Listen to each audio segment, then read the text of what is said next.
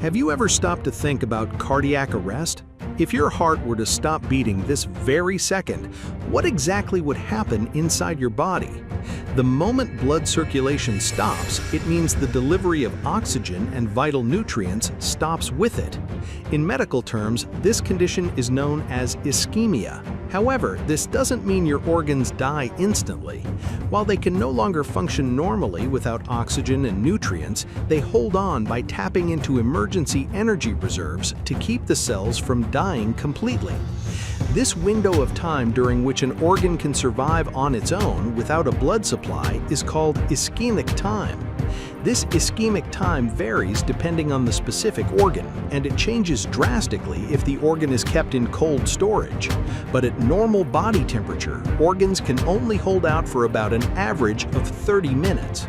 In other words, if blood flow isn't restored within 30 minutes, your organs will rapidly begin to die. You might be thinking, well, if my heart stops, I've got a 30-minute grace period. But your brain shuts down far faster than that. So even with a 30-minute window for your body, there is absolutely no room for relief. Your brain alone consumes roughly 20% of your body's total energy. Because of this, it demands a massive, uninterrupted flow of blood. If the heart stops and that blood flow is cut off, the brain is instantly starved of energy. In that exact moment, severe dizziness sets in. Your vision doubles, the world fades to black, and ultimately, you lose consciousness. Astonishingly, this entire sequence of events unfolds in a mere 3 to 5 seconds.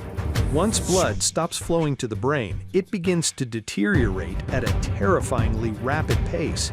The neurons that make up your brain start dying off at a rate of roughly 30,000 per second.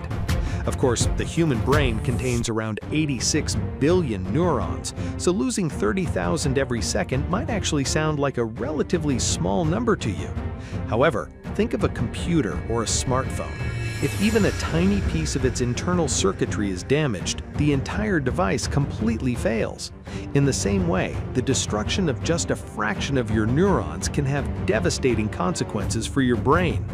This is why restoring oxygen and nutrients as quickly as possible is absolutely critical.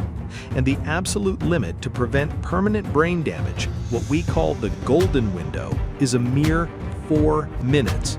Once you cross that 4-minute mark, even if oxygen and nutrients are successfully restored, permanent damage may have already been done. And by the time 10 minutes have passed, the state of the brain becomes completely irreversible. You might occasionally wonder, since there is still blood left in the body when the heart stops, wouldn't at least some of it make its way to the brain? But without the pumping action of the heart, without its driving force, blood simply cannot defy gravity to climb up to the brain. If you were to lose consciousness and collapse, and by some stroke of luck, your head ended up positioned lower than your heart, gravity could pull some blood down into your brain. However, this volume would be far too small to sustain any function, meaning it ultimately wouldn't be of any real help. When the heart stops, it is exactly like pulling the power plug completely out of an electrical device. That is how vast the heart's workload is, and its role is truly absolute. Every ordinary aspect of our daily lives, the way we breathe, think, and love, actually rests upon the miracle produced by this tiny engine we call the heart. A mere 4 minutes. That is all the time it takes for our consciousness and our very existence to vanish forever.